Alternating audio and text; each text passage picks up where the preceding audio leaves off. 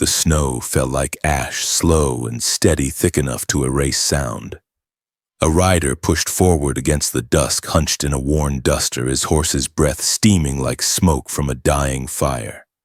The land was white as bone fences vanished into frost rocks blurred under ice, and trees stood brittle and leafless as if burned by cold. Wind creaked the saddlebags and whispered down his collar, stinging his neck like the memory of something he couldn't quite forget. He saw no tracks, no signs of life. Then he spotted them. A dark ripple against the whiteness, 10 shapes barely moving, huddled beneath the shadow of a bluff. For a heartbeat he thought they were coyotes. Then one fell, not dropped, but collapsed slow as if folding into the snow. Another crawled toward her. Human, maybe kids, maybe not. He rode closer. Faces turned toward him, hollow-eyed and cracked with cold. Apache, no weapons drawn, no words spoken. A woman clutched a bundle under her coat. One boy's lips were blue. A girl stood on one foot, her other boot missing toes, black from frost. He counted 10. All alive. For now. The rider stopped. The horse's hooves cracked the crusted snow. The wind carried nothing but breath. The figures didn't move, didn't plead. They'd already passed that point. He should have turned back. Instead, he dismounted slowly. "This ain't your land," he said almost to himself, "and I ain't your kin." He stared at them a moment longer. Then he mounted again, turned the horse south, and rode off. Behind him, one of the women sank to her knees, still watching until the white swallowed him whole. The storm pressed on. The night had only begun. 3 miles south, where the land dipped into a frozen basin of scrub oak and half-frozen creek, stood a square-bodied house of stone and timber, grayed by years and soot-stained from a long-dead fire. Eli Pike dismounted, slow bones stiff with cold, and led the horse into the barn without a word. The wind tugged at the door as he latched it shut. Inside the house, a stove glowed with half-hearted coals, and a kettle hissed like it was dying. He poured himself a finger of rye, lit a lamp, and sat at the scarred table where his rifle always lay, oiled, loaded, untouched. The chair across from him was dust-covered, untouched for years. He never sat in that one. The fire popped. Eli sipped. His right hand, the one with the burn scar snaking up to the elbow, trembled slightly. He gripped the glass tighter. From a nail on the wall hung a weathered leather pouch. Inside it was a folded letter, Confederate stationery, the paper soft from years of rereading. Written in a boy's hand, the kind that still believed war was glory. "Pike, you'll come back a hero," it read. "We'll ride again come summer." It was dated March 1864. Eli never wrote back. His cousin died at Cold Harbor 2 months later. The scar on Eli's arm came a year before that in a canyon near the Rio Grande, where an ambush went wrong and a child's scream rang louder than musket fire. He hadn't fired a rifle in 7 years. He had cattle that grazed lowland when the grass allowed, and a chest of journals he never opened. Mail came once a month. He waved the rider off without a word. When folks passed through, and they rarely did, they said Eli Pike had seen too much war to come back whole. Others said he buried someone up on the ridge where the snow always melted last. They never asked who. Eli didn't explain. He just worked the land alone like a ghost in worn boots. Outside, wind scraped at the shutters and snow ticked like dry rice on the roof. He watched it fall, thought of those 10 figures by the bluff, thought of the girl with the missing boot. His chest tightened like old rope. He poured another rye, then stood. Something inside him, some old jagged piece, pushed him toward the barn. He saddled the horse again under lamplight, wrapped a second coat around the saddle horn, and tucked a tin of beans and jerky into the bag. His breath caught in the cold. He didn't say why he went. He didn't pray. He just rode north again toward the place where snow erased the world, where 10 shadows waited without hope. Toward the thing that still haunted him in the scar of his arm and the silence of that empty chair. Toward whatever came next. They hadn't moved, not far anyway. The wind had carved deeper hollows around them, curling snow into their hair, their sleeves the folds of blankets too thin to matter. When Eli rode up a second time, they didn't look surprised, just hollow. Eyes sunk in, faces stiff from cold. The girl with the missing boot stood on her good foot, balancing against the older woman beside her. Her exposed foot had gone nearly black. She didn't cry, didn't even blink against the sting of flurrying snow. Eli swung off the horse. He didn't speak. Just opened the saddlebags, pulled out the coat, and held it out. No one moved to take it. Then the woman, tall, sharp-eyed despite the frost clinging to her lashes, reached out slowly, draped it over the girl's shoulders. The child sank beneath its weight like a leaf under snow. "You walk?" Eli asked, voice low, tight. The woman didn't answer. She didn't understand the words, maybe, or didn't trust them. But she nodded once. Eli studied the others. 3 women, 4 children, 2 old men, 1 limping, 1 coughing wet. One boy had no gloves and his knuckles were cracked raw. He looked maybe 10. "Ain't got much room," Eli said. "Barn's warm. Barely. It's that way." He pointed, then turned and started walking. Didn't wait for thanks. Didn't look back. Just listened for the crunch of hesitant steps behind him, and eventually they came. The girl limped worse than he'd thought. He doubled back, stooped without a word, and lifted her into his arms. She didn't flinch, just pressed her face against his coat and breathed shallow as if afraid to use too much air. Her skin burned with cold where it touched his neck. In the barn, the heat from the horse stalls had raised the temperature just above freezing. Eli cleared hay, pulled extra blankets from a crate, and built a fire near the stone wall.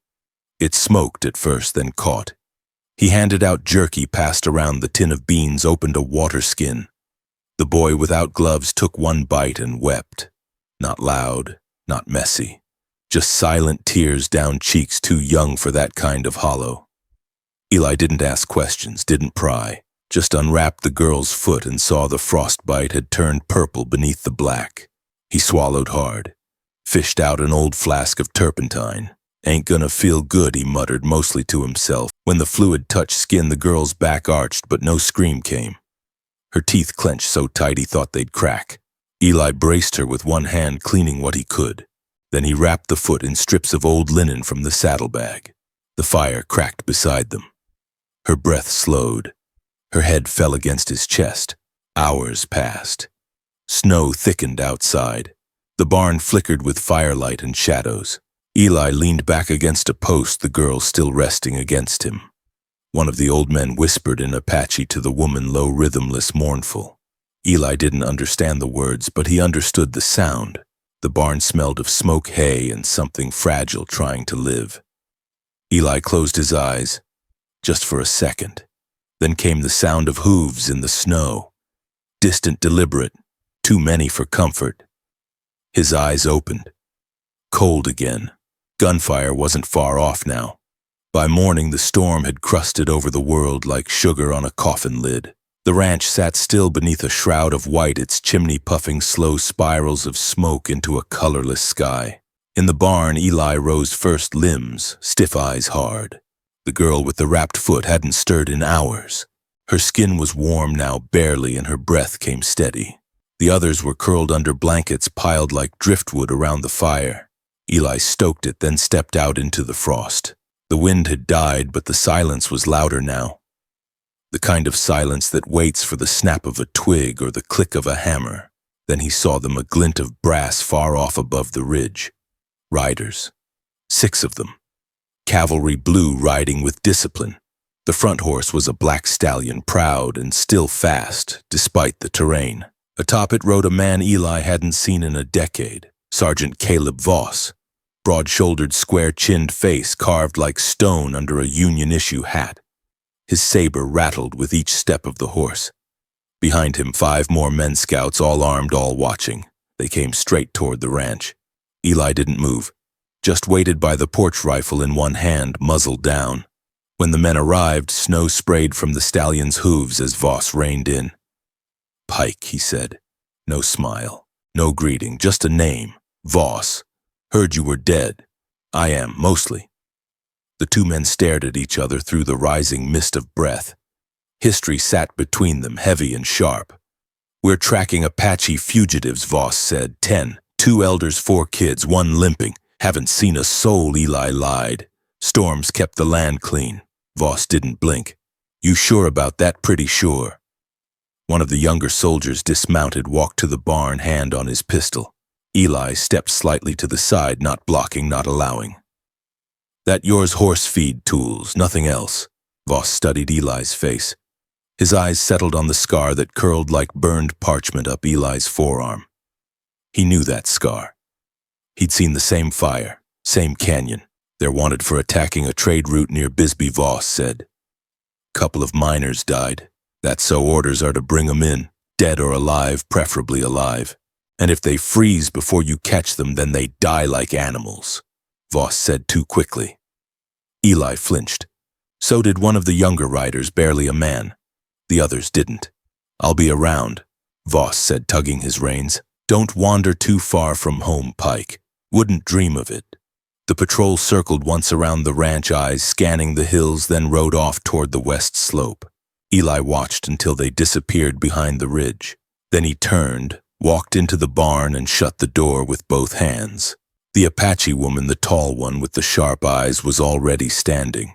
She'd heard everything. They come back, she said in accented English. Yes. You say nothing. Didn't feel like lying, Eli said. Felt like choosing. The woman watched him a long moment. Why help? Eli opened his mouth, closed it, looked at the girl with the wrapped foot. She's got a fight in her. Reminds me of someone. He didn't say who. Didn't say it was a child he once didn't save. That memory stayed buried in the scorched folds of a forgotten canyon where smoke turned men into monsters. That evening the snow fell again. Thicker. The barn stayed warm, but Eli brought in a crate of shells, oiled the rifle by firelight, laid out 2 pistols. He looked like a man laying a table for the dead. When the wind changed just after dusk, he knew. The hooves didn't come loud, just steady under cover of night. No announcement, no flag, just the hush of snow giving way to boots. They hadn't believed him. They were coming back, and this time they weren't asking. They came without a shout, no warning, just shadows breaking from the tree-line, rifles in hand, moving like wolves through the dark. 6 of them again. Same men, same horses, but this time no courtesy, no words. Voss moved in the center, saber strapped but not drawn, eyes fixed on the barn like it owed him something. Eli had left the house dark, left the front door ajar, no one inside. Only cold stew on the stove and a kettle hissing like a snake waiting to bite. In the barn, he knelt in the hay beside the fire, whispering low to the woman. They'll search, he said. Not if they're afraid. She nodded. The children were silent, as if their breath knew how to hide. Weisa, the girl with the bandaged foot, clutched a strip of Eli's coat like it was part of her own skin. Her lips were cracked, her eyes wide. Stay in the hayloft, Eli said. Behind the sacks, no sound, no matter what. He pressed his revolver into the woman's hand. She took it like someone receiving a gift that burned. Then he stepped out, closed the barn door behind him, and moved toward the front of the house. The snow had silenced everything. He crouched behind the trough rifle, balanced on the edge, breath slow. The moon had broken through thin clouds, just enough to make shapes visible. Voss walked forward alone, past the barn toward the open doorway. He paused. Last chance, Pike, he said to the dark. Aiding fugitives, that's no small crime, even for a man like you. Eli didn't answer. Voss turned, gave a hand signal. 2 men split off toward the barn. Eli fired. The rifle cracked like thunder in the stillness, and the first soldier dropped face first into snow. The second ran for cover, but Eli was faster. The second shot hit him in the shoulder. He spun, fell, crawled into the dark behind the barn wall. The others opened fire. Bullets kicked up white fountains around the porch, shattered the window glass. Eli ducked, reloaded, rolled to the side, and returned fire. From inside the barn came no sound, not even a cry. Then came the shout, "Flank him!" Voss didn't shoot. He watched, waited. Eli moved between cover like a man who'd done it before, who remembered trees that bled and soil that stank of death. He fired twice more, clipped another rider in the thigh. But they were closing in. One bullet cracked past his ear. Another tore into the post by his knee. He ducked into the side shed, breathing hard, vision narrowing. The cold had found his bones again. He fired blind. Then he heard it, the barn door creaking. One of the soldiers, maybe the wounded one, had crawled toward it. trying to flush them out. Eli bolted from the shed, shouted, "Hey, too late!" The barn door opened just a crack and the man slipped inside. Eli reached it seconds later, stepped through, saw the soldier eyes wild scanning the dark, saw the Apache woman rise from the hay like a ghost and fire Eli's revolver. The shot hit square center chest. The soldier dropped. She didn't move, just stood, arm extended, smoke curling from the barrel like her soul was leaking out. Eli shut the door, bolted it. "More coming," he said. She nodded. "We fight." "No," Eli said. "You run. We stay." He looked at Wisa. She'd crawled to the dead man's boots, staring at his face, not angry, not afraid, just watching like she was trying to understand why. Eli knelt, took her, gently lifted her into his arms. "There's a path behind the barn," he said. "Old cattle trail, follows the creek bed. They won't track in the dark." "They will," the woman said. "Not if I slow them. You'll die, maybe." He turned to the others, the children, the elders. "Go. Now." They hesitated, but the woman turned, barked something sharp in Apache. The old man with the limp took the lead. The children followed. One by one they slipped out the back, into the trees, into the dark. Wisa stayed. Eli looked at her. "You gotta go," he whispered. "I got something to fix here." She reached into her coat and pulled something out, a strip of worn leather. Held it up to him, a piece of an old uniform, Confederate gray. He froze, looked at it, then looked at her. "Where'd you get that?" "My father," she said. Eli's mouth went dry. The woman stepped forward, took the girl's hand. "Her father fought at Red Rock," she said. "He never walked right again. Said a man in gray left him bleeding in the ravine." Eli swallowed. The burn on his arm throbbed. He remembered the ravine, the boy with the rifle, the scream. "He remembered the face?" Eli asked. "Only the scar," she said, "and the eyes." Eli looked away. "Go," he said. "Please." They left, through the snow into the brush. Wisa looked back once. He raised a hand. She did too. Then she was gone. A crash outside. Voss's men were at the door. Eli stood in the barn alone, rifle loaded, heart heavy, firelight flickering against the walls like ghosts. He aimed and waited. The barn door shattered inward under a boot. Eli fired once, twice. Silhouettes dropped. One crumpled with a scream, another slid back into the snow. Smoke choked the rafters. The fire in the corner guttered with the draft. Eli ducked behind a beam, listening, breathing. Blood from a graze on his temple trickled into his beard, warm and sticky. Then Voss stepped through the smoke, calm, measured. No rifle, just his saber in one hand and a pistol in the other. He didn't rush, just walked, boots crunching straw as if inspecting something already conquered. "You always had a way of picking the wrong side, Pike," he said. "War. Afterward now." Eli stayed crouched back to the stall wall, eyes scanning for shadow. "Those people weren't guilty," he called out. "You know it. They killed miners. They ran from a killing ground and you know it." "Doesn't matter," Voss said. "Orders are orders. And since when did you become a man who followed those?" Voss stopped. Silence settled between them, thick as grief. "You remember Red Rock?" Voss said softly. Eli froze. "You remember the boy?" Eli rose slowly, his rifle lowered a fraction. "I was aiming for his father," he said. "Boy jumped in the way." "No. You weren't aiming." Voss stepped closer. "You fired without looking. Just another brown shadow in the canyon. You shot a child. I didn't know. He lived, limped all his life, raised a daughter. She's out there now, isn't she?" Eli didn't answer. The silence said enough. "You always said guilt was for survivors," Voss muttered. "So tell me, Pike, why didn't you shoot me when you had the chance?" Eli's voice came low, ragged. "Because you didn't kill that boy. I did. But you never paid for it. I'm paying now." Voss raised his pistol. Eli stared down the barrel, heart steady. Then something changed in Voss's eyes, a flicker of old memory, the kind that weighs more than bullets. "You always had mercy," Voss said. "Even when you shouldn't have." "Not mercy," Eli said. "Just cowardice. I called something else." Behind Voss, the last soldier stumbled in, wounded arm slick with blood.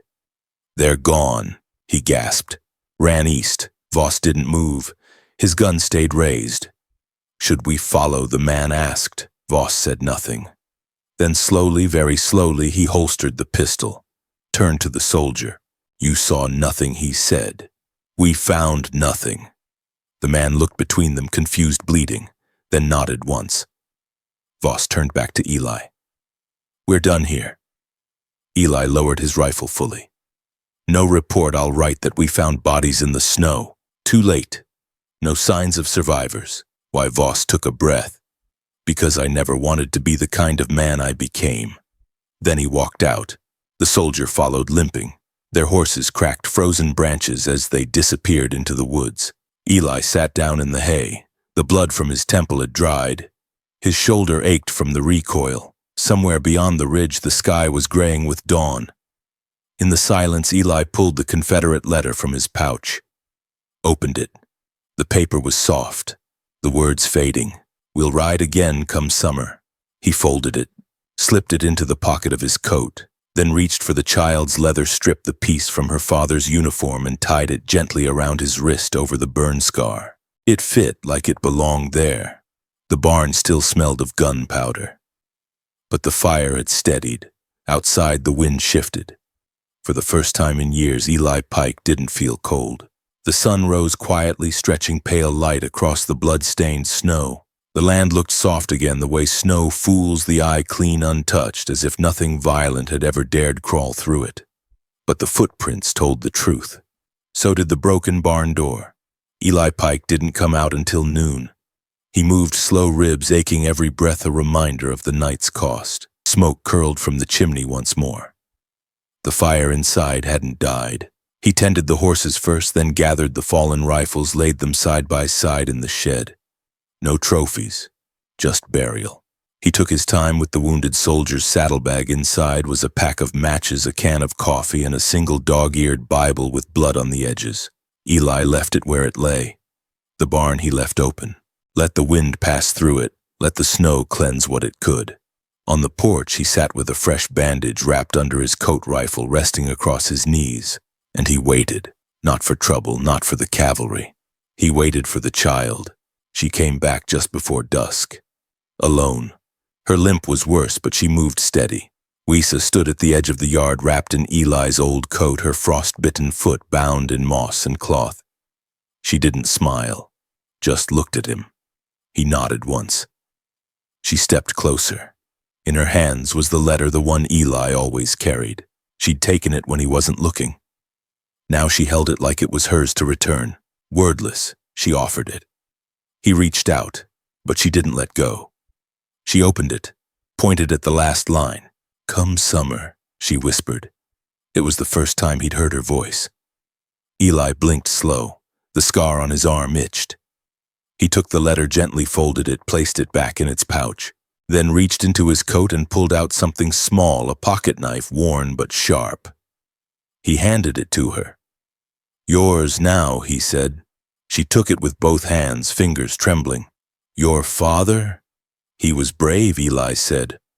I didn't see that back then. Weisa looked down at the blade, then back at him. He forgave, she said. Eli lowered his head. The wind caught the edge of the barn door. A crow called from the tree line. Snowflakes began to fall again, soft as breath. That night, Eli lit a fire in the field behind the house. A cairn of broken rifles, bloodied saddles, spent casings, and the torn scrap of gray uniform he'd worn once too many years ago. He poured oil over it all. Weisa stood beside him, holding the match. She struck it. The flames rose tall into the dark, a plume of orange and ash against the quiet sky. They watched it together, a girl with a broken foot and a man with a wound that would never close. But the fire warmed them both. Just before the flames died, Weisa took the letter again, folded it, tucked it into the coals. It curled, blackened, and vanished. The snows melted late that year. Come spring, wildflowers bloomed where the barn once burned. Weisa walked the ridge barefoot, a carved wooden charm swinging from her wrist, Eli's knife shaped into a hawk. She never spoke of the man who helped her. But in the town, miles east, folks whispered of a ghost in the hills, A rancher who died once and came back to leave behind only smoke and a child's gaze. Some said he wandered on. Some said he finally rested.